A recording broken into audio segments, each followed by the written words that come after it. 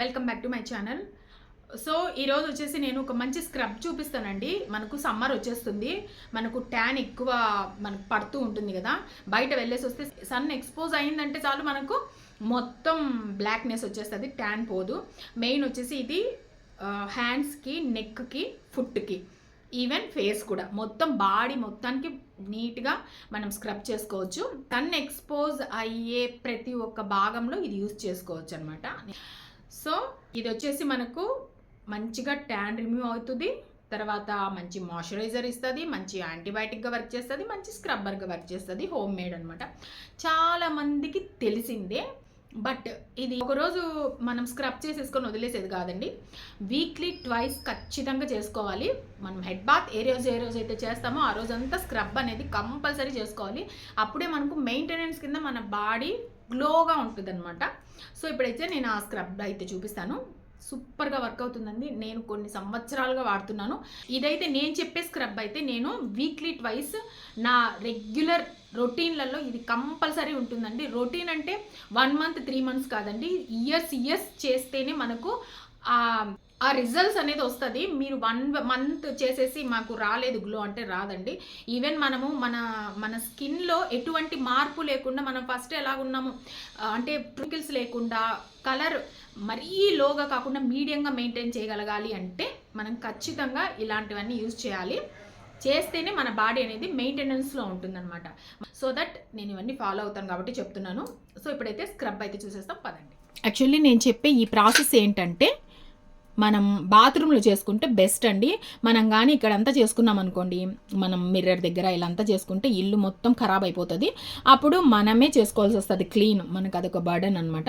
So that నేను ఇప్పుడు మీకు చూపిస్తున్నాను కాబట్టి మీకైతే ఇక్కడ చూపిస్తున్నాను. లేదు అంటే ఇది మనం బాత్ చేసేటప్పుడు మనం చేసుకుంటే స్క్రబ్ చాలా బాగా ఉపయోగపడుతుంది. మనకు ఎంత కావాలో అంత తీసుకోవాలండి. నేను ఒక 2 స్పూన్స్ తీసుకున్నాను. నేను ఇదైతే హ్యాండ్స్కి యూజ్ చేయడానికి మాత్రమే తీసుకుంటున్నాను. 2 స్పూన్స్ తీసుకున్నాను. తర్వాత వచ్చేసి షుగర్. ఈ కాఫీ పొడి మనకు ట్యాన్ అనేది రిమూవ్ చేసేస్తుంది. తర్వాత వచ్చేసి షుగర్ నేను 1 స్పూన్ తీసుకున్నాను. ఇది వచ్చేసి మనకు స్క్రబ్బర్గా యూజ్ అవుతుంది. చిటికెడు పసుపు, మనం వంట పసుపు పూయకూడదండి, చిటికెడు పసుపు.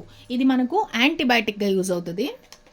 ఆల్మండ్ ఆయిల్ వేసుకోవచ్చండి, బట్ నేను ఆల్మండ్ ఆయిల్ యూజ్ చేయట్లేదు. నాకు కోకోనట్ ఆయిల్ అంటే చాలా ఇష్టం, నాకు బాగా సెట్ అవుతుంది కోకోనట్ ఆయిల్. సో దట్ నేను కోకోనట్ ఆయిల్ వేసుకుంటున్నాను. Few drops. ఈ ఆయిల్ మనకు మంచి మాయిశ్చరైజర్గా యూజ్ అవుతుంది. జస్ట్ సరిపోతుంది. దీన్ని మంచిగా కలుపుకోవాలి. మనకు ఇంకా కొంచెం కోకోనట్ ఆయిల్ పడాలి. కొంచెం మాయిశ్చరైజర్ బాగా, అంటే తక్కువ డ్రాప్సే వేసాను కదా, కొంచెం వేస్తే థిక్గా కొంచెం బ్లాక్నెస్గా వస్తుంది. ఇంత వేస్తే మనకు బాగా వస్తుంది.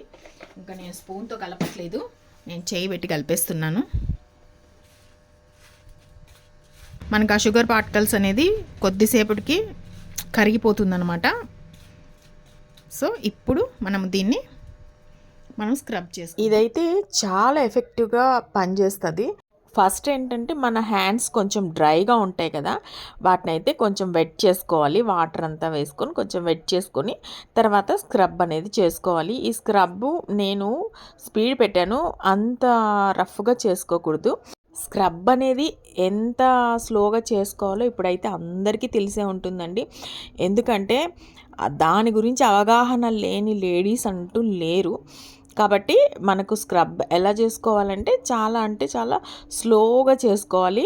అలా చేసుకుంటేనే మనకు మంచిగా డెడ్ స్కిన్ సెల్స్ అనేది పోతాయి. సో జెంటిల్గా చేసుకోవడం అనేది చాలా ఇంపార్టెంట్. ఇప్పుడు నేను చూపించే ఇంగ్రీడియంట్స్ అన్నీ మన కిచెన్లో అవైలబుల్లో ఉండేటివి, మనం బయట వెళ్ళాల్సిన అవసరమే లేదు. కాకపోతే డిఐవై అనేది చాలా నిదానంగా వర్క్ అవుతుంది. మనకు త్వరగా ఎఫెక్ట్ ఇచ్చేది ఎప్పటికైనా హానికరమేనండి. స్లోగా ఎఫెక్ట్స్ ఇచ్చేదే మనకు పర్మనెంట్ సొల్యూషన్ ఉంటుంది, పర్మనెంట్గా ఉంటుంది. సో మనకు లేట్ అయినా పర్లేదు, మంచి రిజల్ట్స్ రావాలంటే ఇలాంటివే యూజ్ చేయండి. త్వరగా అయిపోవాలి అంటే బయట యూజ్ చేసుకోవచ్చు, అది మీ చాయిస్. సో ఇంకా ఇప్పుడు ఏంట్రా అంటే ఒక 5 నిమిషాలు పెట్టేసుకున్నాను. అలాగే పెట్టేసిన తర్వాత మన హ్యాండ్స్ అన్నీ బాగా గట్టిగా అయిపోతాయి, స్టిక్గా అయిపోతాయి అనమాట. సో దాని తర్వాత మనం స్లోగా రబ్ చేస్తూ నీట్గా వాటర్తో కడిగేసుకోవాలి. తర్వాత మనం ఒక క్లాత్ తీసుకొని, ఒక టవల్, మెత్తటి టవల్ తీసుకొని నీట్గా హ్యాండ్స్ అంతా మన వెట్ లేకుండా నీట్గా క్లీన్ చేసేసుకోవాలి.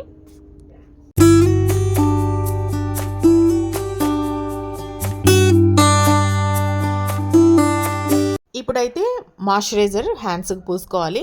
అంటే మీరు ఏ మాయిశ్చరైజర్ యూస్ చేస్తారో అదే వాడుకోవచ్చు, పలాంది అనేం లేదు. అది మస్ట్ అండ్ షుడ్ అనమాట. స్క్రబ్ అయితేనే మన స్కిన్ మంచిగా డ్రై అయిపోతుంది. సో అందుకని దాన్ని మంచిగా మాయిశ్చరైజర్ వేసేసుకోవాలి. అదైతే మస్ట్ అండ్ షుడ్ అనమాట. హ్యాండ్స్ అయితే నిజంగా అంత బాగా ఉంటాయండి. మనకు అప్పుడే తెలిసిపోతుంది అనమాట. ఈవెన్ స్కిన్ టోన్ మనకే కనపడిపోతుంది. సో మన స్కిన్ రొటీన్లలో ఇది కానీ ఫ్రీక్వెంట్గా చేస్తుంటే మంచి రిజల్ట్స్ వస్తాయి.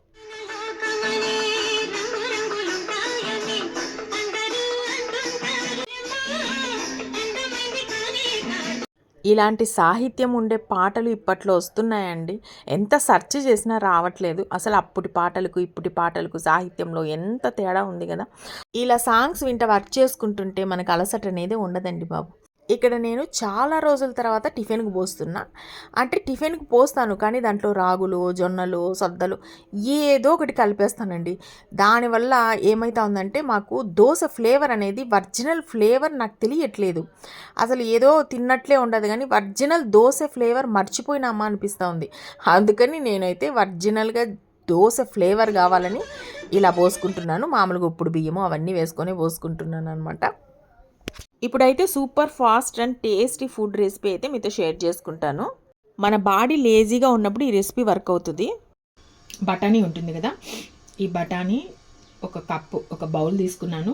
సన్నగా తరిగి పెట్టుకున్న కొత్తిమీర, పుదీనా, 2 ఆనియన్స్, ఒక 3 పొటాటోస్. మనకు నిజంగా చాలా అంటే చాలా టేస్ట్ ఉంటుంది. ఒక్కసారి ట్రై చేయండి. బద్ధకంగా ఉన్నప్పుడు మనకి ఈజీగా అయిపోతుంది, టేస్టీగా అయిపోతుంది. ఇప్పుడైతే నేను ప్రిపరేషన్ చూపిస్తాను. అన్ని కట్ చేసి పక్కన పెట్టేసుకున్నాను. స్టవ్ వెలిగించేసుకొని ఒక స్పూను గీ వేసుకున్నా, కొద్దిగా ఆయిల్. ఎందుకంటే గీ ఆయిల్ ఇవి రెండు కలిస్తే వెగుటు రాదు, లేకపోతే వెగుటు వచ్చేస్తుంది అనమాట మనకు.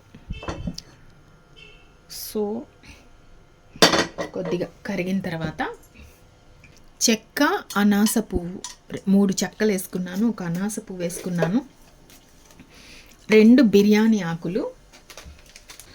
నేనైతే ప్రతి ఒక్క మసాలా ఫుడ్లోకి షాజీరా కంపల్సరీ వేస్తాను. ఇది వచ్చి మనకు టేస్ట్ అయితే ఎన్హాన్స్ చేస్తుంది. తర్వాత 3 వచ్చేసి లవంగా వేసుకున్నాను. అవి కొద్దిసేపు అలా వేగిన తర్వాత ఆనియన్స్ వేసేసుకుంటున్నా. చాలా సింపుల్గా అయిపోతుంది, చాలా టేస్టీగా ఉంటుంది.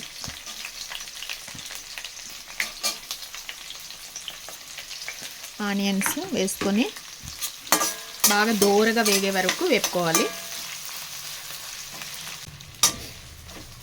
కొద్దిగా వేగాక పచ్చిమిర్చి కూడా వేసుకున్నా.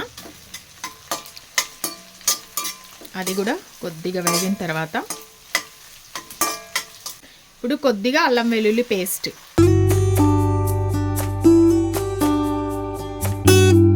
దోరగా బాగా చూడండి, బాగా వేగిపోయింది కదా, పచ్చివాసన కూడా పోయింది మంచిగా అల్లం వెల్లుల్లి పేస్ట్. ఇప్పుడు నేను పొటాటో, బఠానీ 2 వేస్తున్నా. ఇది వచ్చేసి మనము ఎండు బఠానీ తీసుకొని నానబెట్టుకున్నాం అనుకోండి, ముందే ఉడకబెట్టి పెట్టుకోవాలి. ఇది పచ్చి బఠానీ. సో కాబట్టి ఇలా వేసుకొని కొద్దిసేపు అట్లా మగ్గించుకుంటే మనకు మెత్తగా అయిపోతుంది. మళ్ళీ ఉడికి పెడతాం కాబట్టి నో ప్రాబ్లం.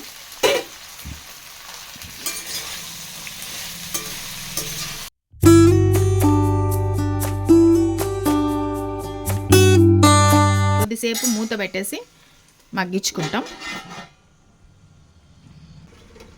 సో ఇప్పుడు చూస్తాం, మూత తీసి మంచిగా అడుగంటకూడదు, అడుగంటకుండా ఉండాలి. చూడండి మనకేం అడుగంటలేదు.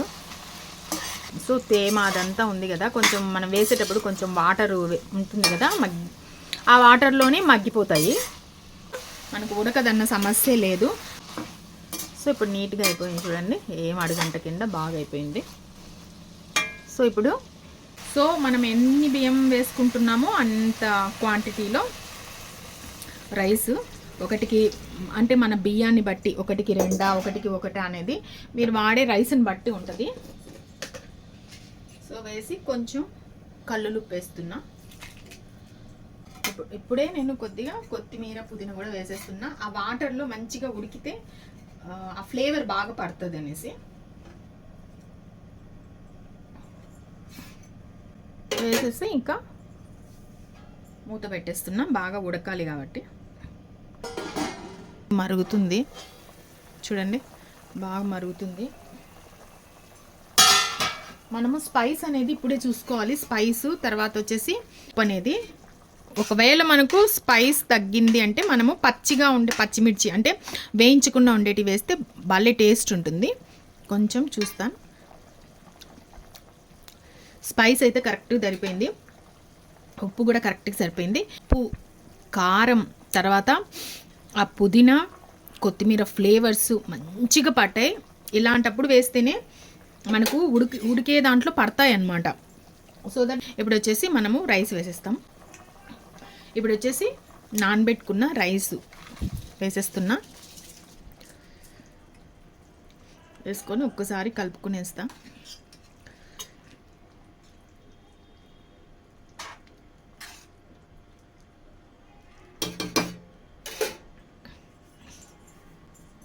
ఇప్పుడు మూత పెట్టేసుకున్నాం.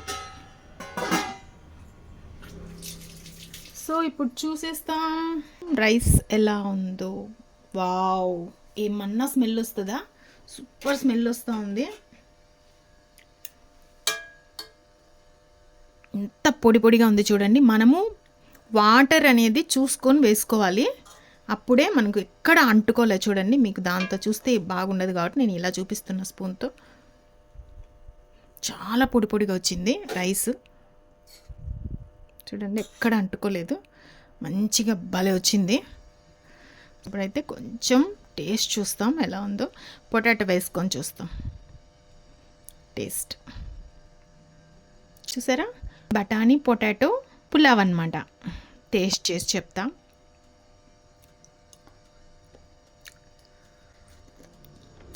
వావ్,